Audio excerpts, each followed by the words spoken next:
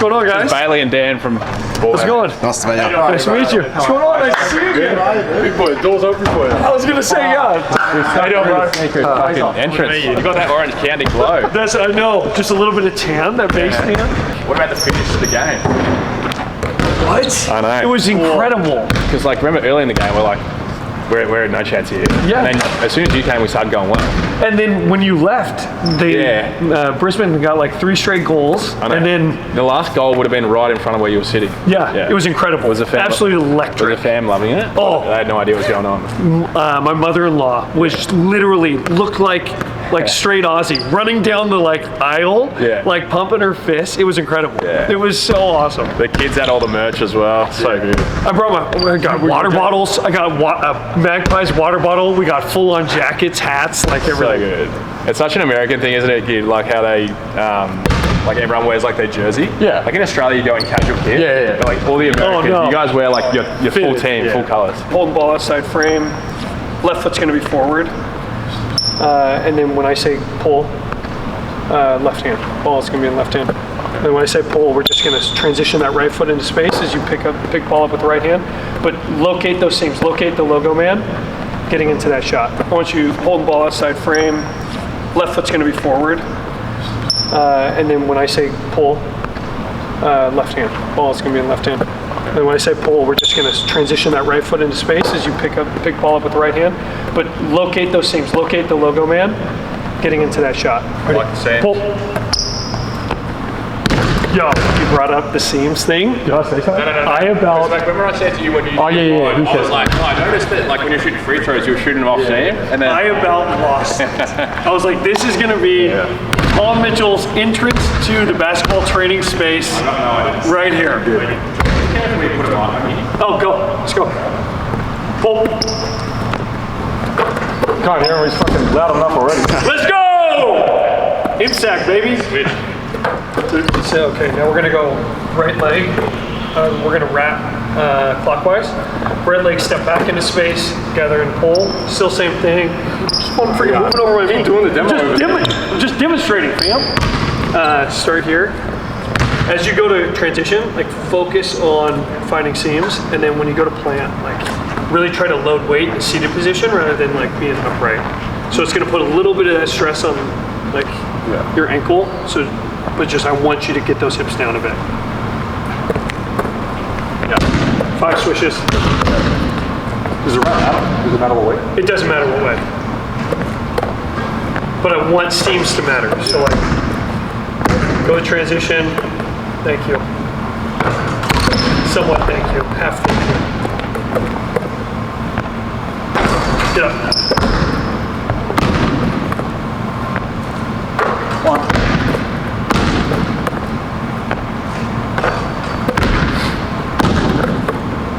Good find. It have to be swishes, good. Huh? It have to be swishes. 5 swishes, yeah. 2. Bucket's a bucket. Right? Yeah. All right. There's such things as pretty ones though. So I like those. Back of the rim's still nice. It's very nice. I just want to see you occupy that space in a seated position. Find seams as you're going to like reach out to space and then gather in the shot. What am I going? You go either way. Whenever I say go, whatever hand that ball's in, just put it down. Go. Find seams. Right. What we work on from 3 is like him getting into little touch reaches or step backs. Yeah. I want him to have that weight distribution so that way when we go to shooting from 3, he's not still kind of like leaning on that left leg and babying Was it. there a pattern with like which way it would miss, like due to that, or was it consistent either way? It was consistent. Like he shot for that week. He got a lot of shots up, so like he's pretty consistent with staying on target with that weight distribution. But we just don't want it to be a factor when we start shooting from 3. Go. That was Giddey-esque. Go.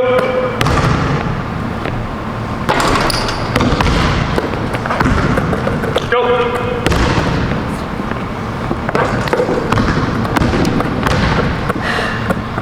Go. Good. Shoot the freaking ball. Shoot it. Go.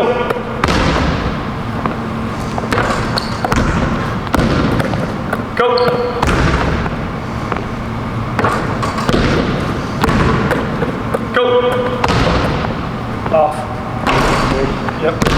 that? Yeah.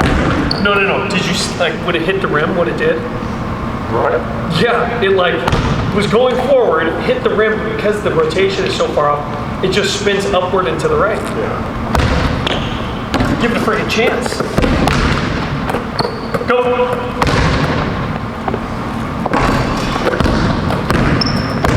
Go.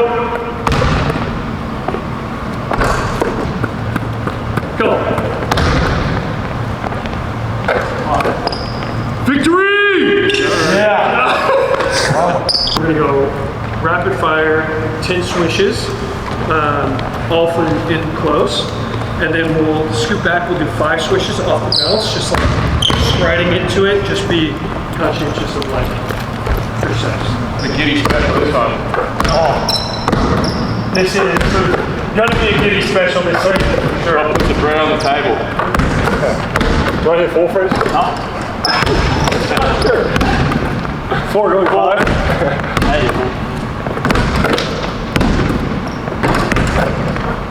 Release it. Don't get to a set point. Yeah, 6. There it is. There, good recoil. So like when he goes, the difference between a shot and a floater is going to be momentum based, whereas we're elevating through our shot, we're going to release. A shot is going to be 5. That's beautiful. A shot is going to be getting to a set and actually compartmentalizing or breaking it up. Yep. Perfect. Way to find seams too in the process. Freaking love that. Didn't do it on that one, but you did it on the one before. It was beautiful. Another one. Beautiful. Look at the freaking rotate. Do you see that, Frage? Oh yeah. Oh yeah. We are 14 games in to season. He's averaged, if we're basing this off last year's averages, you're averaging 1 free throw a game? 1.5 maybe. So he shot 21 free throws. He is currently 17 of 21. Very, very solid start to the season. 80.9. 80%? 80%. 80%. For the rest of this week, Monday to Friday, you're basing off an 80% start. Yeah. Okay? But it's only going to be on 1.5 attempts per game. So it's like, One per session? it's going to be very, very minimal. It'll be between like, some days we'll do 4, some days we'll do 0, some days we'll do 1, etc. So today we got 2 free throws.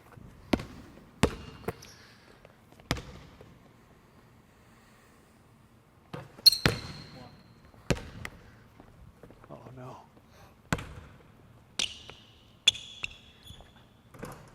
Well done, 2 for 2. We haven't even talked about this, but what's our goal or what's our benchmark for free throw percentage this year? Like 80 plus. 80 plus. Be more specific. I want like a hard number. 85? 85. I was 80 last year, so 85. I'd say like when I came into it or came over here, 83.5 was like a number. Like 83.5 is like a solid, easily attainable 3.5% to get to. 85 is like a goal, but 83.5 is like a bare minimum baseline. So that's going to be like, as we continue, that's going to be like our number. Every day I want 83.5 to be like that floor. Okay? We're going to go at an angle, 45. I'm going to say shot or float on the pass. If I say float, I want ball down to the ground, get to a little floater. If I say shot, I just want you to get a little toe tap, like a little jab, something light, but just something where we're going to that extended position and bringing it back to that negative stance. What's your free throw percentage? Mine's 95. Jesus. Obviously, I've got these 2 covered, but I'm just having a morning off. I don't want to make them look bad. Obviously, got an NBA season to get ready for. So Steve Nash, top here is Steve Nash. yeah, I'm Steve Nash. Free throw percentage. Steve Nash, Steph Curry, sort of a combo. And, how's That was a good roll. Good roll. Whoa, I've never seen something so slow. Floater. How's that ankle of yours? My ankle. Yeah. Which one? Foot? Oh, you mean my foot? Oh, yeah, my foot. My foot is getting better. There you go. So getting better, that means 1v1 on the cards, maybe? Yeah. Well, I'm Giddey. We'll get the 3 of us. Yeah, we'll do a little tournament. We might not score. Or you might not. Good adjustments. Float. Great sequencing of like hips. hips, ankles, wrist, everything's extending at the same time, and like that kind of sequencing is what we want to continue to extend, like when we move back to 3 as well.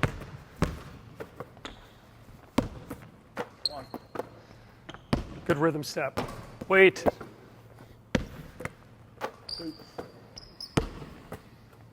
Right. There you go, Gid. There you go, Gid.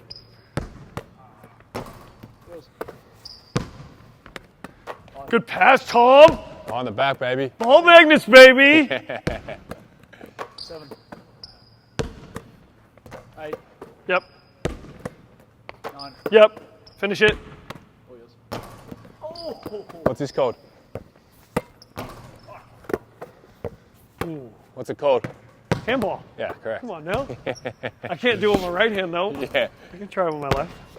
Freaking excellent. It's so freaking excellent. Never been so proud of you in my life. Shot. 8. Down. 9. Down. Good hit, kid. Wait. 10. Yeah. Why do you practice the bank so much, or just that angle? Touch. Just touch? All based on touch. Hey? Yeah. Touch isn't one of his strongest. Like, that's no, all touch, especially for shots, like sequencing, getting the ball up. Yeah. That's one thing that we really want Kiss it off to the work glass. on or further like cement. But in game, would he use that or not? It depends. Like Floaty, floaties, yeah. for sure, and like that's one of our points of emphasis Yeah. is floaters this off season Yeah. with his shot. Yeah.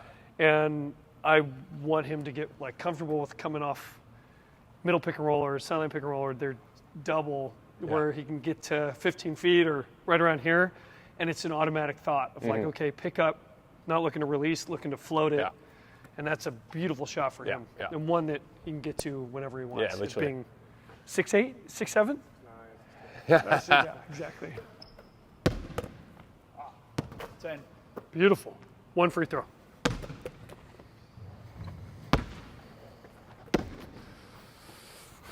I got a shooter. I'm boxing Tom, out, get that. boxing Let's out. go. Yeah. Oh, let's go.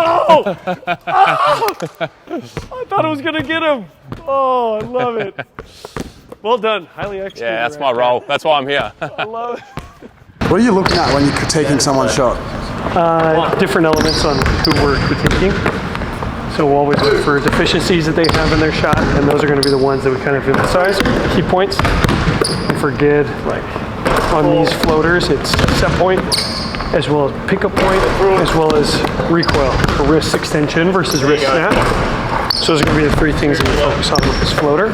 And with his shot, we're really keying on the seams, like getting into confident pickups. Getting confident pickups for his shot, and then focusing on his weight distribution when he finishes. So those are going to be our key elements, and then sequencing for the shot as well. So key emphasis, and with other players, it's different things, different elements, but there are 4 main keys to a player's shot that you want to keep as consistent as possible. And then from there, you kind of let biology and your biomechanics kind of shape shift your fingerprint for your shot. Oh, yes. 10. Ball handling! All right, wrap it up. Hey, let's go. We'll take a piss real quick. So normally with the workouts you do, you would literally have them like go on different patterns around the court, like so you're physically blowing and then you've got to shoot under fatigue. Yeah. Pretty much. Well, it'd be more like sequencing stuff or sequence stuff where he's off the middle pick and roll, he's going to do a live read, And he's you getting just to set, his you just set shots. picks for him. Yeah, that's all I do. That's all I do. Big man, which is about as big as their center for the Boomers anyway, so minus Jock. Yeah, and then we'll do like more spots, like active spots. Do a lot of threes, which it's unfortunate that we can't get to that, just yet, but That's just because you can't put enough ankles at the moment. so yeah, we don't want to. What we don't want to do, or what I don't want to do, is I don't want to put too much stress on it to where it's 2 steps forward and then 4 steps back. Especially going into his first look from the Bulls organization, which I'm excited. One thing, if you look at the injury in regards to a positive negative light, I guarantee you Chicago's gonna highlight that as hey, he hurt himself the tail end, like 3 seconds left in the game because he was giving it his all, like working for his team, regardless of whether the outcome, what the outcome was. I think it's going to be a really big positive role. Who's been like your favourite teammate you played with in terms of like who you like? Don't have to be the best player, but like Delhi. who you're in sync with? Delhi? Love Delhi. Really? Best teammate. Like, yeah. Really? I think. Just because, even if he's not playing 30 minutes a night, like, just the best guy off the bench. Energy. Cheering, yeah, like, he's obviously not And the he's most. genuine. Yeah, like, just You see cares that about because guys. Melbourne United is here? No, so I said it the other day, I was talking to someone about it as well. Like, CJ said to me when we were going to get him, I said, there's a chance, like, what do you think? And he hadn't played for a long time. And CJ was like, if there is any chance you can get Daly, you got to get Daly. yeah. Well, Like, he's just still not like on the court, just like United. what he'll do around the place and around the team. Yeah. Yeah. He was even in Sacramento. Like he got another contract last year, was it? Yeah. Like he was still. Didn't play a ton the of minutes, best but teammate, like, yeah, Selfless guy, like, all for the team. yeah. He played some good minutes in like the third game. He was really, I mean, he played like short bursts with the Boomers, but like, You can see how hard he works on D. Like, Yeah. he's a dog. In the playoffs, right? He's a last Pies year, man. He was a beast. He's a big Pies fan. he is, yeah. We were watching the games together while we were He there. hit us all up a few weeks ago. Yeah. But even on offense, he'd do anything for you, wouldn't he? Like he And just both sides of the his ball. body, he's going to be like a footy player by the time he's done. Like he's smashed. No, it's crazy his transformation, like Yeah. his body transformation. He's Steak and absolutely oysters, that's all he is. Yeah. No, Steak and oysters, that's all he is. Avocado toast. That's his diet. Jeez, just eating steak and oysters and talking about Bitcoin all day. That's silly. Did they know what was going on by the end of the Pies game? Like, were they just cheering and just, or they knew what was going on? No, my father-in-law as well as my mother-in-law picked it up. The only thing we did note, what are disposals? So that's like Handball or kick. yeah. So Handball or kick? Yeah, it is that. Yeah. Got it. Normally the best players get the most, or the best midfielders get the most. We saw Who that. holds the number. record for most disposals in a game? Yeah, some guy. You do? Been in a few clubs. You do? Sydney, Hawthorn, yeah. What is it, 50? 54 actually against the team that I currently play for. Stop. Yeah, it was a day. What would that be equivalent to an NBA? I don't know. Oh, that's like a 60, 70 point game. That's Kobe's 81 point. Yeah, it's a big. Like, Really? That's Kobe's 81. That is a high benchmark. That's impressive. Like especially like kicks. Like I don't know how you guys curve it. Yeah, there's an art to it. He can do it. He can still snap the ball. Really? Mate, he said he wants to go play. He wants to play AFL once his basketball's done. That's what he's thinking. Be the big American. Local big footy. American on pies. sit down in the square. Nah, you're competitiveness to kick in. You'll be like, nah, I want to play AFL graphic. You'll be a ruck or something. I know. Yeah. What was it like working with Clay when he was in his prime, or those Golden State Championship years?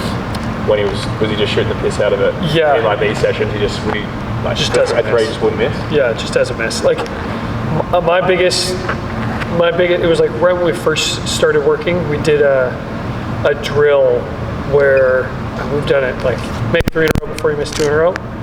And I was like, okay, I'm going to bump it up. They would say, you got to make 5 in a row before you miss 2 in a row. I say, 5? It's like, let's go 9. Make 9 in a row before you miss 2 in a row. And swishes or just makes. Just makes. But we do it for like 7 spots, like 5 or 7 spots around the arc. And that was the first spot we got to. I was like, okay, make 5 in a row before you miss. He's like, Jordan, no, let's do 9. And he cashed out like all the way around 5 spots straight or 7 spots straight without missing 2 in a row. Yeah. And it was just like, at that point, you're like, okay, this guy's different. Yeah. And it, for me, like for teaching somebody like that, like I do nothing with regards to focusing on a shot, obviously, because it's so superior, but there are certain cues that we talked to you about balance and base, because like he will get to like a little runoff where he'll shoot and like run laterally, like get out of the shot a little bit quick. This is where Fraser comes in. Fraser's got the notes. Yeah. I got all the notes. Is it one takeaway? One takeaway. Okay. Like being balanced. It's easy to say because I can't be right now, but like, even when it's fully healthy, like just not dominating one side, staying down on like when I step laterally, staying low, not getting high, finishing shots, like not stabbing at it, and mine.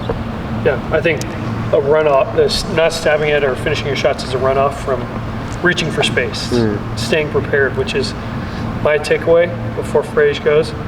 I'd say continuing to prepare yourself, like doing your work early, is my takeaway for today. On top of the balance aspect, because that was like right at the forefront of what we were trying to do, is 50-50 weight distribution, because that's going to be a huge keynote for the week. Is just getting more comfortable with finding the floor with your right foot. But I think doing your work early on those reaches, since we're now going into movements, reaching for space, jabbing, like don't just get lazy and lifted. Do your work early, stay prepared.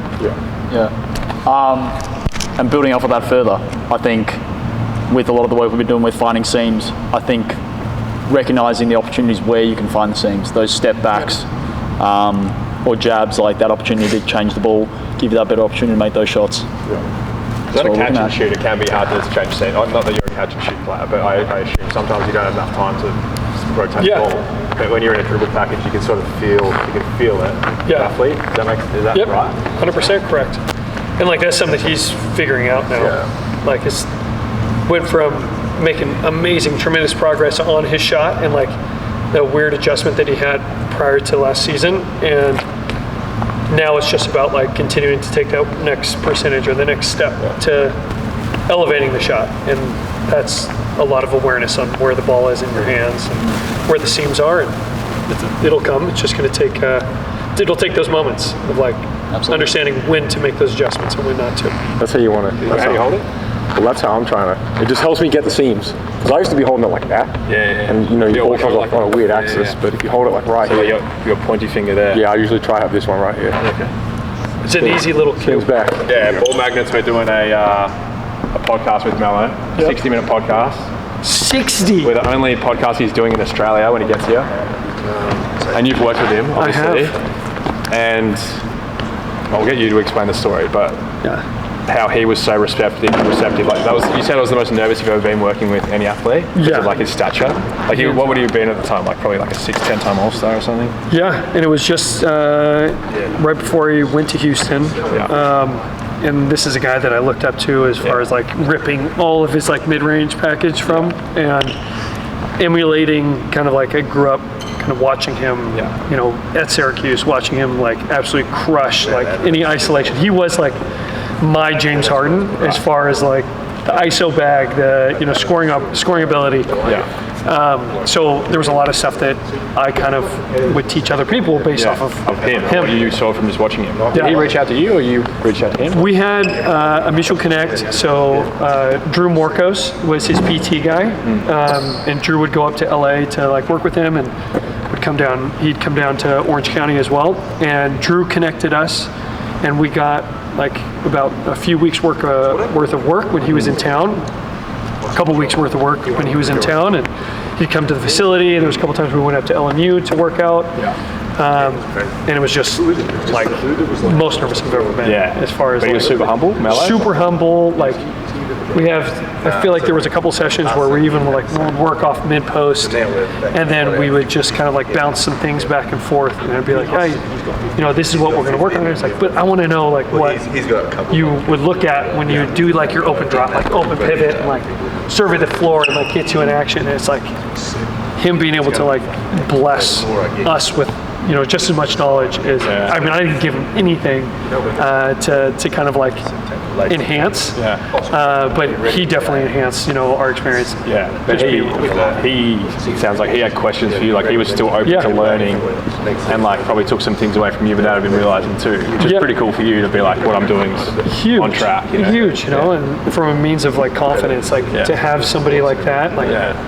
Get on the court, you know, in between these four lines, like with somebody. I'm just picturing that, like someone, one of the greats of all time, like you're literally in a gym that was very like one-on-one. LMU's like upper when we went to LMU, it was their upper deck facility, and very similar to this, just a little bit smaller scale, and you know, it was nothing. It was just me, him, my rebounder, and a ball. And a ball. And it's like that was just epic. We're just out here at MSAC. Giddey's just done a workout with J Law, the best in the business. It is cold in here, isn't it? It is. So what are you guys working on at the moment? Like you train with him every off season. Like what do you work on today? Obviously you can't move as much with the ankle, but combination of like shooting drills, dribbling drills. Like why do you like working with him so much? I mean, he's the best in the business. What he does, he's like just a fun guy to be around. You know, I think you guys can tell as well just from watching him. But like I've been with him for 3-4 years now. Yeah. It's just someone I trust. Like Yeah. he came out to Oklahoma a lot throughout the year. He's come out all the way to Australia just as well. Yeah, with his so family. he's awesome. He's pretty like accessible, like and you know, great family. Obviously, they come out with him. So and I think the things I need to work on, he's really like good at. You know, like the specific things. So really detailed. But today, like, was a lot of just like touch stuff around the room because I can't shoot from too far out yet. So just like a lot of touch, ball handling stuff. Every day with him? Yeah, every day. Every day. Yeah, except Sundays. So Sundays is their rest day from multiple things. Yeah, just chill. Yeah, chill. But yeah, no, he's awesome. But I mean, it's Australia, bro. Anyway, everyone wants to come out here, so like, any excuse for him to come out. Good to have this private court as well. Like, yeah, it's pretty hectic out there. Yeah, we're usually here or Hoop City, but because I lift so early in the morning, at like 6:30, the United boys coming after, so then they've got the court to win, so we just come. And there's only one real big court out there, isn't there? So there's good space. but yeah, MSAC's pretty good. It's the home of the Tigers as well, where I grew up.